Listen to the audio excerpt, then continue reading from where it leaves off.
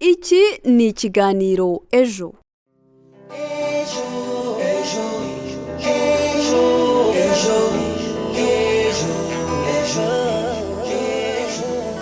Amahoro y'Imana bane namwe mwese mukomeje gukurikirana gahunda za Radio Ijwi rya Amerika ivugira ku murongo w'104.3 FM.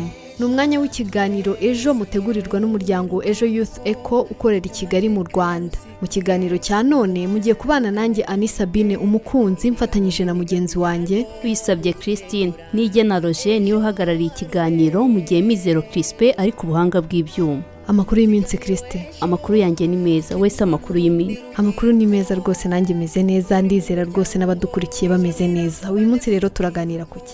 Nkuko abakunzi bacu bamaze kubimenyera, nyuma y'ibyumweru bibiri tubagezaho ikiganiro kigaruka ku burenganzira bwa muntu. Mu kiganiro cya none turagaruka ku burenganzira bw'umuguzi, twibanda ku guhabwa amakuru, aho usanga uburenganzira butubahirizwa n'ugurisha. Yego, bibaho ko butubahirizwa kandi buriya rwose umuguzi afite uburenganzira bwo kwakirwa neza n'uwagana ari we mucuruzi. Si ibyo gusa rero kuko afite n'uburenganzira bwinshi butandukanye burimo no guhabwa amakuru nk'uko turaza kubisobanukirwa muri iki kiganiro. Bakunzi bacu rero ntimuze gucikwa n'ikiganiro cy'uyu munsi kuko turasobanukirwa uburenganzira bwose umuguzi afite ndetse n'uwo yagana aramutse agize ikibazo. Binyuze mu buhamya bw'umwe mu baguzi wo mu karere ka Gicumbi yatuganirije uburyo yahawe amakuru atari yo ku gicuruzwa n'ingaruka byamugizeho. Si ibyo gusa kuko turumva n'umuryango uharanira uburenganzira bw'umuguzi ADECOR, turumva icyo uvuga ku burenganzira bw'umuguzi n'inama ugira abacuruzi. Kristi, turaza no kumva ikinamico ngira nkugire. Nimujye kure rero kuko namwe mugira uruhare ku nsanganyamatsiko tuba turi kuganiraho mudusangiza ibitekerezo.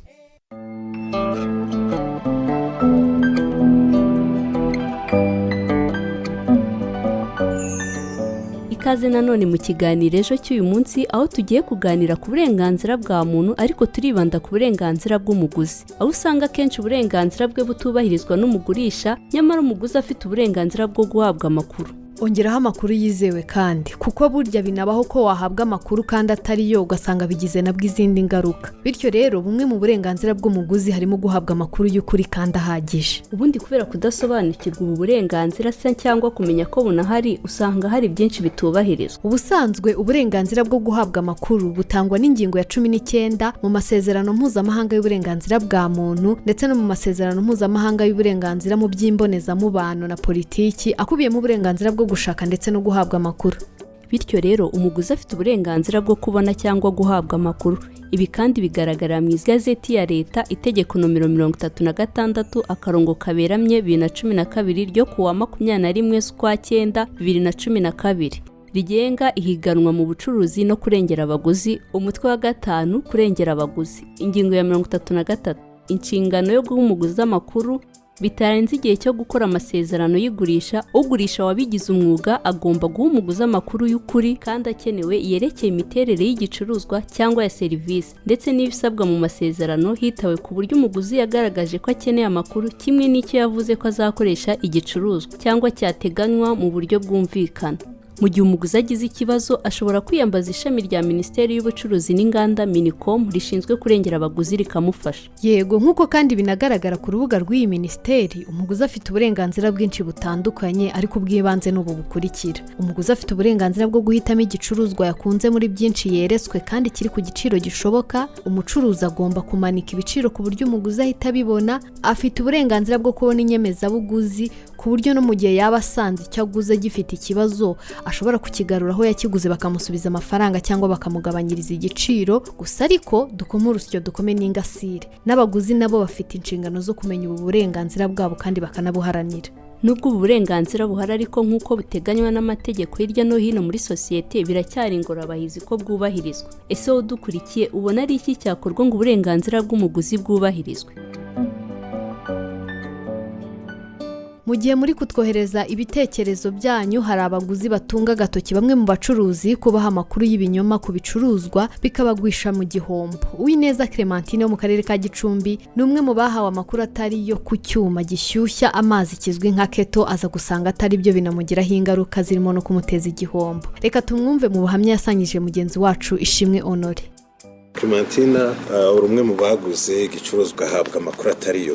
Kuri byagenze bite? Yari keto nari nguze ikabamo na teremusi. Niko bari bakubwiye? Ariko mu by'ukuri nageze mu rugo nsanga iyo bampaye hakoraga keto ariko Frasca ntikore. Curuzi we twarabyumvikanye, igiciro arakimbwira kuko n'ubundi nenagiye igiciro nkizi, ntabwo yampenze koko. Yarambwiye ko ari 20,000. Yego ndamwishyura bisanzwe, ariko ngeze mu rugo nsanga keto irakora, Frasca ntagikora. Navuga ngo nawe yabigizemo uruhare kuko yarambeshye ambwira ko ibicuruzwa bye ko bikora neza.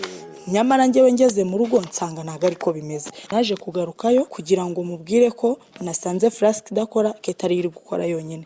Ndakwenze bite? Mpageze aranyitakana nyine ambwira cyo cyari njye wabikoze nabi, ariko nyine kuko nanjye nta kundi nari bugenze nifashishije urwego rushinzwe abacuruzi muri uyu mujyi. Arambwira ati twasubirayo tukamuganiza, habaho kuburanirwa cyangwa se habaho kuganira amafaranga ukayasubizwa. Twagezeyo umucuruzi nabwo akomeza gutsemba uburangara ari njye wabugize, kubera uko nari kumanza nka checkinga nkareba nimba byose bikora. Ibintu ni somo ki?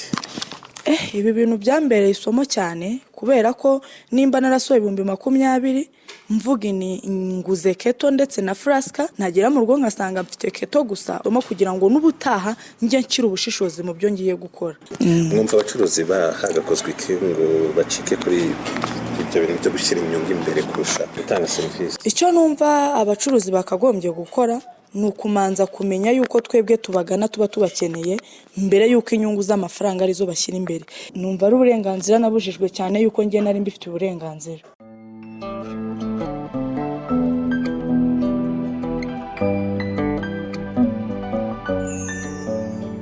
Mwiyumviye uko yabeshywe bikamugiraho ingaruka zo guhomba amafaranga yaguze icyo gicuruzwa, akanibutsa ko abacuruzi ko bakwibuka ko rwose abaguzi nabo bafite uburenganzira bakabwubahiriza. Arakoze cyane Uwineza Clementine ku buhamya adusangije, ndetse tunashimire Honore Ishimwe. Tukivuga rero ku burenganzira bw'umuguzi, ngira ngo Kristi urabizi ko buri mwaka ku itariki 15 Werurwe hizihizwa umunsi mpuzamahanga w'uburenganzira bw'umuguzi. Ni umunsi rero watangiye kwizihizwa bwa mbere ku wa 15 Werurwe mu 1983 bitangijwe n'umuryango mpuzamahanga urengera umuguzi Consumer International ukorera mu Bwongereza mu rwego rwo guteza imbere abaguzi ku isi ndetse no kumenyekanisha uburenganzira bwabo. Uyu muryango rero ni ihuriro ry'imiryango igera kuri 200 irengera abaguzi mu bihugu birenga 100 byo hirya no hino ku isi, n'u Rwanda rurimo.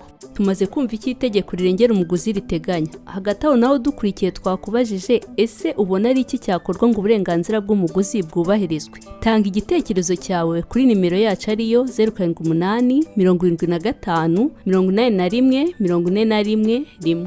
Mu gukomeza n'ikiganiro, ADECOR ni umuryango uharanira uburenganzira bw'umuguzi mu Rwanda, ukaba warashinzwe mu mwaka wa 2008 hashingiwe ku burenganzira bune bw'ibanze bw'abaguzi burimo uburenganzira bw'umuguzi bwo guhabwa amakuru turi kuganiraho uyu munsi. Ibindi reka tubyumve mu kiganiro kigufi mugenzi wacu Marie Claire Isingizwe yagiranye na Ndizeye Damien, umunyamabanga nshingwabikorwa wa ADECOR. Turagaruka mu kanya. ADECOR no kubaho kwayo yashingiye ku burenganzira bw'umuguzi. Ubundi hari uburenganzira bw'ibanze bune, uburenganzira mpuzamahanga bujyanye no kurengera umuguzi. Hari uburenganzira ku buzima bwiza, uhabwa ibintu byiza byujuje ubuziranenge bishobora gutangiza umuntu. Hari uburenganzira bwo gutegwa amatwi, cyane cyane iyo ugiye kugura ufite icyo ushaka, umucuruzi agomba kugutega amatwi akaguha icyo ushaka. Ndetse hari uburenganzira bwo kumva, aricyo twita na customer care. Hari uburenganzira rero bwo guhabwa amakuru, ubwo akaba ari bwo burenganzira tugiye kuganiraho. Kenshi umucuruzi iyo acuruza igicuruzwa cye aba afite amakuru ahagije ku byo acuruza, ariko akenshi hari igihe ayahisha. Mujya mwakira ibirego by'aho umuguzi yahawe amakuru atari ukuri ku gicuruzwa n'umucuruzi? Nibyo twakiriye byinshi biri muri urwo rwego, aho abacuruzi batanga igicuruzwa ariko bakagitanga mu buryo butari bwo, icyo yashakaga atari cyo, baramubeshye. Ariko icyiza nyine ni uko akenshi abazana icyo kibazo ni abantu bajijutse baba barasabye fagitire. Icyo dushimira leta yacu ni uko nta kibazo turajyana mu nkiko, kandi turabyemerewe kuba twakijyana mu nkiko, ibyinshi bikemuka bikiri hasi. Hari ikigo nka RURA dukorana n'ikigo cy'ubuziranenge Rwanda Standard Board, dukorana na RICA, Rwanda Inspectorate Competition Authority, dukorana na Minicom, dukorana n'ibigo byinshi ariko ibyo nibyo by'ingenzi dukorana umunsi ku munsi. Mu gihe ugiye kugura rero itonde kuko ugiye kugura kandi ujye usaba garanti, kandi iyo garanti ugomba kuyibika mu gihe uhuye n'ibyo bibazo yarakubeshye ugomba kukimusubiza. Umuguzi unyumva iyi saha namenye ko igihe cyose azahura n'ikibazo kijyanye no kugura igikoresho cyo mu rugo agasanga kidahuye n'icyo yashakaga, itegeko rimurengera, ariko iryo tegeko rizamurengera mu gihe azaba afite fagitire, kuko umucuruzi kenshi ashobora kumwihuka. Ikindi nabwira abaguzi ni uko hari n'ikigo cya leta cyitwa RICA, Rwanda Inspectorate Competition and Consumer Protection Authority, naho uhajyanye ikibazo nk'icyo nabwo urarenganura. Kugeza ubu ngubu mwe nka Adecor mumaze kwakira ibibazo bingahe? Muratubwira n'ibyo mumaze gukemura? Mu by'ukuri kuva dutangiye tumaze kwakira nk'ibibazo birenga nk'ibihumbi 5, uko bimwe hari abaduhamagara, hari ibyo twakira byanditse, hari abadusanga muri office. Ibyinshi byagiye bikemuka mu kumvikana, gusa abitarakemutse nabyo ni byinshi bitewe n'abaguzi baba badafite fagitire. Ikindi ugasanga nticyakemutse kubera ko umuguzi mbere y'uko agura babanje kumvikana, kandi umucuruzi yaramuhaye ikindi cy'amafaranga wenda menshi akihitiramo icya make. Ibyo twagiye duhura nabyo, ugasanga amakuru yarayahawe ariko ntiyayitayeho.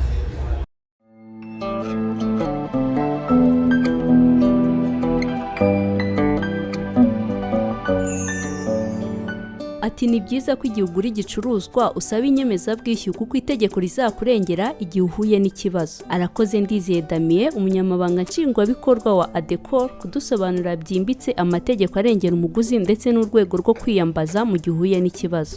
Dukomeje n'ikiganiro rero, namwe mudukurikiye twababajije ngo ese mubona hakorwa iki ngo uburenganzira bw'umuguzi bwubahirizwe? Ese hari igitekerezo wifuza kudusangiza ku ngingo turi kuganiraho uyu munsi? Twandikire kuri 0728028232 cyangwa se kuri 0787581411. Iyi nimero wanayitwandikiraho kuri WhatsApp.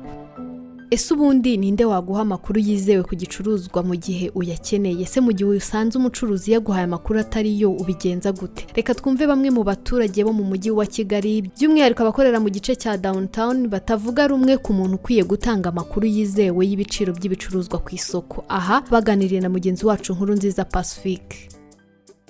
Amakuru yizewe nyine nayabaza uwo w'umucuruzi, none se undi nayabaza nini? Cyangwa se nkaba nabaza nka mugenzi wanjye ku ruhande nyine wabashije guhaha akambwira ati igiciro runaka kiragura gutya na gutya. Bijya bibaho ko umuntu aguha amakuru ugasanga ntabwo ariyo? Bibaho, hari igihe ushobora gusanga atari. Icyo gihe ubyitwara mute?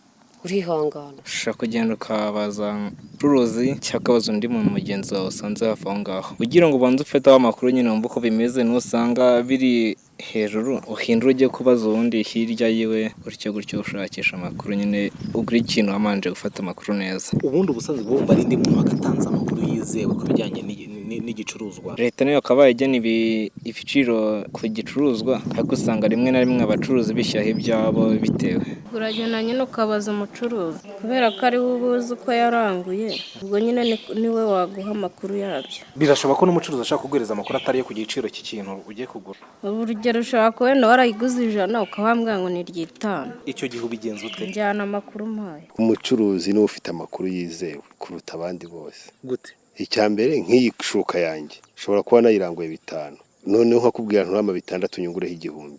Nabyo birashoboka ko umucuruzi ashobora kuguha amakuru y'igicuruzwa atari yo? Birashoboka. Icyo gihe wowe nawe murumvikana, ukamuha ayo wishimiye, nawe ukamuha mbese icyo ayo mumvikanye, ugenda unyuzwe nawe agasigara anyuzwe. Ni umucuruzi cyangwa umuwahura n'umuguzi wa kiguzi niwe ushobora kuguha amakuru meza. Tubare nk'umucuruzi kubera ko aba ari wowe ubicuruza, niwe waguha amakuru yizewe. Ni nyiri kubicuruza. Birashoboka se ko nyiri kubicuruza nawe ashobora kukubwira igiciro kitari cyo? Ego, ibyo birashoboka. Ubyitwara mute? None byakira uko nguko, nimba akubwiye ngo ni 10,000 ukamusubiza 5 wakumva nyine abyanze ukaba wanarenzaho 1,000 yabyemera kwishyura.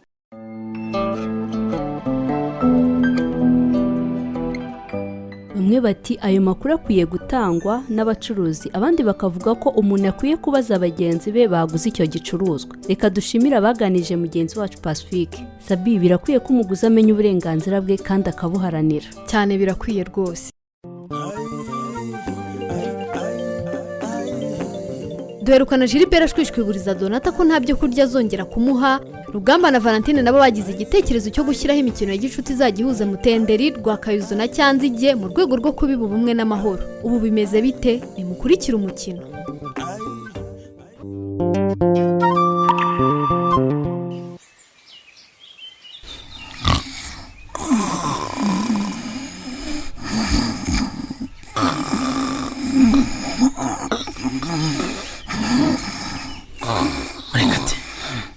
Murekatete niki krize why babari ureke kugona rwose bikumbangamira yangane ntabwo nanizi kwandi kugona ubundi se kuri temye wenshinyagurira ndaritema se ahubwo nigeze mfatanya n'ijisho why impamvu uri kumbangamira yuba wasinziriye ntango yahubwo mba ntera umugono nawe ukikiriza undi Seka mu bikomesha mugore mwiza. Harya naraye nkubwiye ko mupenzi yamakaniye akambwira ko atapfa kumbonera abakiriya. Oya ntabyo wambwiye. None se kubera iki? Nta mwanya azabibonera. Yarambwiye ngo abantu bo mu nkambi yabo barironda ngo ntibakwemera kurangurira umucuruzi wo muri Cyanzige bari bo muri Rwakayuzu. Ngo niyo mugenzi wabo yaba atabagezeho baramutegereza. Ariko ibyo nabyo ni imyumvire yironda nirobanura. Gusa ndahamya ko atari bose. Wagerageza. Ikindi uzumvishe mupenzi abakwigishiriza bemeza uburyo ibyo bidindiza iterambere ryabo bikanasubiza inyuma ubucuruzi bwabo. Maze urebe ko batabyemera. Mu gihe ntarabimubwira ariko ngomba kugira icyo nkora. Igiki subwo kirenze icyo. Ndashaka kureba umwe mu bo twambukana umupaka tugiye kurangura. Nkamugurishaho ibicuruzwa byanjye niyo yansubiza ikiranguzo nabitanzeho nabyemera. Mbega igihombo. Hanyuma se aho kugira ngo bimfane napfa gusubizwayo nashoye. Bose harori bunyangire. Cyane ko ndi bube mwungu ibyo ari kujya kurangura hanze y'umupaka biboneye hafi ye.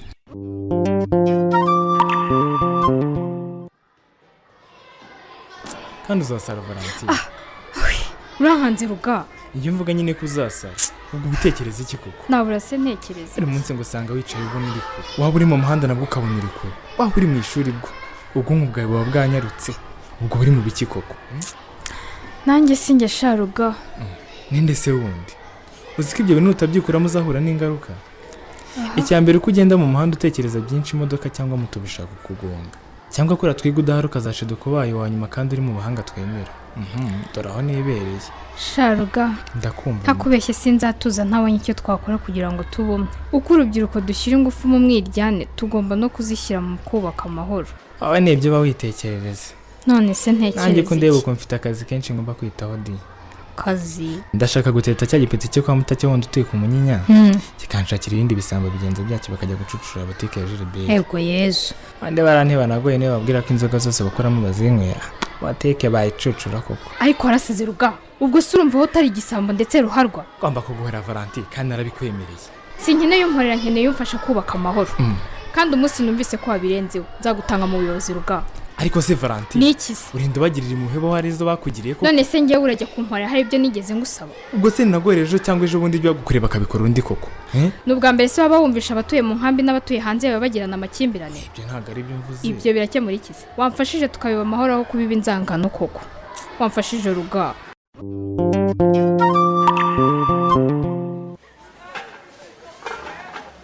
Tubaye iki client? Imastirira bleu. Ngiye rwose akira bambi. Merci vraiment. Ariko bigize nkaho utanyibuka. Harya nyibutse muri bande. Ibe kumugenzi wawe nise ntabwo unyibuka. Wenda sinkunda kuzana cyane. Byashoboka. Kurabizi munzi n'amayira tugira. Peut-être que uzi Valentine kundusha ariko nanjye ndi mugenzi wa Alice chérie wawe. Kubera ko abanyeshuri baza hano ari benshi rero biragoye kubafata mu mutwe bose. Ariko guhera uyu munsi sinzongera kukwibagirwa. Nibyo cyane rwose. nibishaka bizansabe kwibagirwa abantu bose nzi kugira ngo nsigare mu mutwe nzabikora rwose kabisa uri mwiza mama mbega ibisusu sha nta mpamvu bose yo guforomata ubwonko bwawe uracara umujene ubwiza kudufata mu mutwe twese abaza guhahira ngaha me nishimye cyane agaciro wampaye merci kandi kumbwira ko ndi mwiza waguye icyo kunywa se ukaba wicaye tugakomeza tukiganirira rebe oya ndatashe burije kandi urazi urugendo ruhari gushika mu nkambi ya Rwakayuzu basi uzagaruka utaje guhaha ahubwo uje kundamutsa gusa sibyo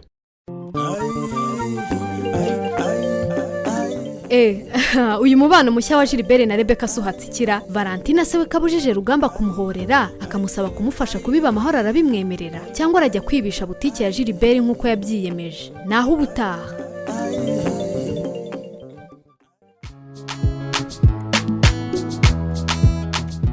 reka nizere ko mwaryohewe n'aka gace k'ikinamico ngira nkugire inshuti bakunze b'ikiganiro ejo rero turimo turanagana ku musozo reka twakire mugenzi wacu Uwikeza Christera atugezeho ubutumwa mwadusangije mu kiganiro cyatambutse ubushize ikaze Christera amakuru y'iminsi amakuru ni meza mwebwe se mumeze gute yego tumeze neza ubushize twaganiraga ku burenganzira bwo kororoka hagati y'umugabo n'umugore mu gihe umwe afunzwe reka twumve ibitekerezo bya bamwe mu bakunzi bacu nk'uko bagenzi banjye bamaze kubivuga tugeze muri ka kanya tubasomera ibitekerezo muba mwaradusangije bakunze b'ikiganiro ibitekerezo mwadusangije nibi bikurikira Ntibashimimana Joseph uherereye mu mujyi wa Kigali mu murenge wa Nyakabanda yagize ati umuntu ufunze yakagombye guhabwa umwanya agahura n'uwo bashakanye mu gihe atakatiwe burundu naho Nyirabahire Jean uherereye mu karere ka Rulindo mu murenge wa Murambi yagize ati iyo umuntu afunzwe aba yambuwe uburenganzira bwe bwose guhura k'umugabo cyangwa umugore umwe muri bafunze ntabwo yaba ari mu gihano naho Habumugisha Emmanuel uherereye mu karere ka Ngororero yagize ati byari bikwiye ko abafunze bagira uburenganzira kuko iyo umwe afunze agasanga uwo yasize yarabyaye biteza amakimbirane n'urwikekwe dukomeza Mukabunani Odette uherereye mu karere ka Rulindo yagize ati abafunze bajya bahabwa umwanya kuko byagabanya amakimbirane mu miryango Kamatari Jean Paul yagize ati gufungwa ni ukwaka uburenganzira bwose harimo n'ubwo gutera akabariro naho Robert uherereye mu karere ka Gasabo mu murenge wa Gisozi yagize ati kudaha abashakanye umwanya wo gutera akabariro ni ukubabuza uburenganzira nshingiye kuri iyo ngingo mwasomye mu kiganiro naho Umutesi uherereye mu karere ka Rwamagana yagize ati hagiyeho uburyo bwo kubonana kw'abashakanye byagabanya imyitwarire mibi irangwa ku wasigaye naho Moses uherereye mu karere ka Rulindo yagize ati nkurikiye ikinamico mukomereza aho hari byinshi twigiramo mu kubana neza nta makimbirane ndabakunda cyane urakoze cyane Moses tugana ku musozo nabibutsa ko n'ibitekerezo ku ikinamico tubagezaho ngira nkugire nabyo tubihaye ikaze ese wowe udukurikiye kuva watangira kuyikurikira ni irihe somo umaze gukuramo dusangiza igitekerezo cyawe